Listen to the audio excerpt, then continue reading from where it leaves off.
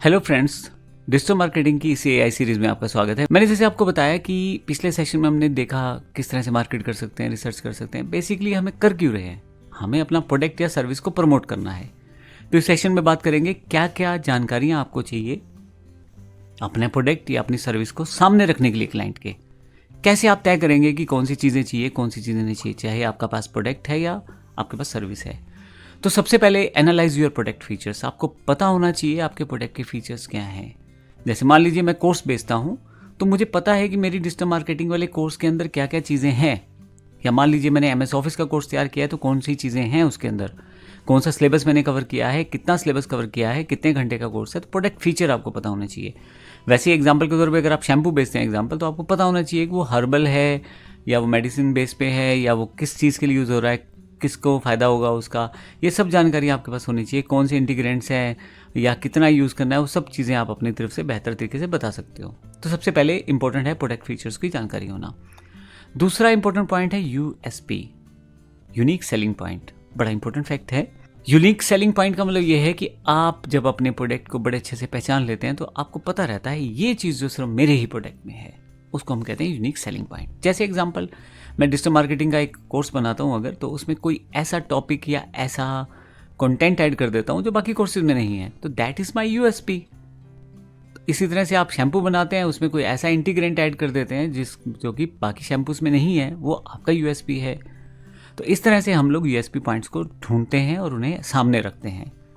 Understand the target audience, वो पहले भी हम डिस्कस कर रहे थे कि आपको पता होना चाहिए बेचना किसको है। हमें जिसको बेचना है उसके बारे में पहले से स्टडी किया जाना चाहिए, तभी तो आप कामयाब होंगे। नहीं तो मार्केट करते हुए, तो अब मान लो 1000 लोग हैं ऑनलाइन, तो आप 1000 लोगों को मार्केट करें, उनमें से आपके प्रोडक्ट लेना ही कोई नहीं चाहता। अब वो लोगों को ऐड दिखा के कोई फ़ायदा नहीं होगा। तो टारगेट ऑडियंस पता होना चाहिए हमें, ऐड किसको दिखानी है, उसको कहते हैं टारगेट ऑडियंस। स्टडी कंपटीटर्स, पिछले सेक्शन में हमने बात की। अपने आसपास के लोगों, अगर आप ऑफलाइन बिजनेस करते हैं और ऑनलाइन करते हैं, तो आसपास की वेबसाइट्स या बाकी प्लेटफॉर्म जहाँ पे ये प्रोडक्ट बिकता है, जैसे अमेजोन, फ्लिपकार्ट, जहाँ भी इस तरह का प्रोडक्ट बिकता है, वहाँ पे जाके कंपटीटर्स की इन्फॉर्मेशन गैदर करें। जो कस्टमर है वहाँ जिन्होंने परचेस किया, उनके फीडबैक्स देखें, उनके रिव्यूज़ देखें। इस तरह की जानकारी आप लें तो आपको आइडिया हो जाएगा। फिर इंपॉर्टेंट पॉइंट ये है कि जो कस्टमर है, जो फ्यूचरिस्टिक कस्टमर है या जो पहले ले चुका है, उसका आप बैकअप सिस्टम तैयार रखें, जहाँ से फीडबैक ज़रूर लें, ताकि वो आइडिया होता रहे आपको कि आपका प्रोसेस कैसा चल रहा है। तो सबसे पहले हम बात करते हैं प्रोडक्ट क्या ऑफर करता है। देखो, आप अपने प्रोडक्ट को कोर फीचर्स में बांटना शुरू करो। देखो आपका प्रोडक्ट क्या क्या दे सकता है। जैसे मैं एग्जांपल लूँ, डिजिटल मार्केटिंग का कोर्स जो मैंने बनाया, उसमें मैं कैनवा को इंक्लूड कर रहा हूँ, ChatGPT को इंक्लूड कर रहा हूँ। ये फीचर्स हैं, ये कोर फीचर्स हैं। किस तरह से आपका प्रोडक्ट जो है वो सामने वाले की प्रॉब्लम को सॉल्व करेगा। जैसे अगर मेरा डिजिटल प्रोडक्ट है, मान लीजिए यही कोर्स है मेरा डिजिटल मार्केटिंग का, तो सामने वाले को क्या डिजिटल मार्केटिंग आ जाएगी, क्या वो अपने बिजनेस को प्रमोट कर पाएगा या दूसरे को ऐसी कोई सर्विस दे पाएगा, ये सब चीज़ें मुझे सोचनी है। और उसको चाहिए क्यों कोर्स ये, और क्या मैं सच में इसके थ्रू बाकी बिजनेस का प्रमोशन का प्रोसेस बना सकता हूँ। बिल्कुल, इसमें हम पूरे कोर्स में ये सारी जानकारी लेंगे।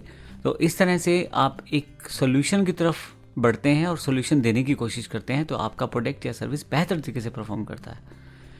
आप फीचर्स को कैटेगराइज कर सकते हैं, प्राइमरी और सेकेंडरी। प्राइमरी वो जो सभी दे रहे हैं लगभग, मेन फीचर्स। जैसे अगर आपको मोबाइल बेचना है, तो बैटरी कितने एम्पेयर की है, स्क्रीन कितनी बड़ी है, आपके पास कितने सिम वो अटेंड कर लेगा, तो ये सब चीज़ें प्राइमरी में आ गई। सेकेंडरी में आप उसका एक्स्ट्रा कैसे दे रहे हैं, जैसे कि कोई हेडफोन आप साथ में देना चाह रहे हैं। मैंने पहले भी बताया USP बड़ा इंपॉर्टेंट पॉइंट रहता है, यूनिक सेलिंग पॉइंट। आप देखें कंपटीटर्स क्या नहीं दे रहे, सामने वाला क्या नहीं दे रहा। मान लो मुझे सेम कोर्स डिजिटल मार्केटिंग बहुत सारे लोग दे रहे होंगे, मैं विद AI देना चाह रहा हूँ, शायद थोड़ा सा बेहतर करके। अब वहाँ पे सामने वाला क्या नहीं दे रहा हो, क्यों ना मैं उसको भी इंक्लूड कर लूँ, तो मेरे कोर्स की वैल्यू बढ़ जाएगी। इस तरह से अगर आपका कोई प्रोडक्ट है, जैसे मान लीजिए आपको मोबाइल देना है, तो सामने वाला क्या नहीं दे रहा उसको आप इंक्लूड करें और बेहतर तरीके से उसे बेचना शुरू करें, और उस पॉइंट को आप सामने रखें, जिससे कि कस्टमर जो है वो आसानी से वो आपके पास जुड़े। इसमें बहुत सारे एग्जांपल है, जैसे अगर आप फास्ट डिलीवरी देते हैं, एक्सक्लूसिव कुछ कंटेंट दे देते हैं, या कुछ टेक्नोलॉजी वाइज कुछ इंपॉर्टेंट पॉइंट कर देते हैं, तो वहाँ पे लोग आपसे इंप्रेस होते हैं और आपके प्रोडक्ट की तरफ चलते हैं। हर चीज़ शुरू से करने की ज़रूरत नहीं है, आप अपने कंपटीशन से सीखें, देखें वो लोग क्या कर रहे हैं, प्रोडक्ट फीचर्स किस तरह से हैं उनके, आप किस तरह से आप उन चीज़ों को वर्कआउट कर सकते हैं, उनकी स्ट्रेंथ और वीकनेस को वर्कआउट करें। इसके लिए मैंने पहले शुरू में बताया कि इसके लिए करना कुछ नहीं है, आप उनकी वेबसाइट्स को देखें, उनके रिव्यूज़ देखें, गूगल पे, फेसबुक पे अगर कुछ कमेंट्स वगैरह हैं तो वो देखें, ताकि पता लगे आपको कि कंपटीशन जो आपका बिजनेस कर रहा है उसकी क्या कमियां हैं या क्या खामियां हैं। कई बार ऐसा भी होता है कि आप उनसे सीखते हैं और अपनी चीज़ों को पहले से बेहतर बना लेते हैं। कस्टमर का फीडबैक ज़रूर पिक करें, जैसे हमने पहले भी बात की, रिव्यूज़ हैं, अपने प्रोडक्ट को दिखाएं उन्हें, उनका रिव्यूज़ लें।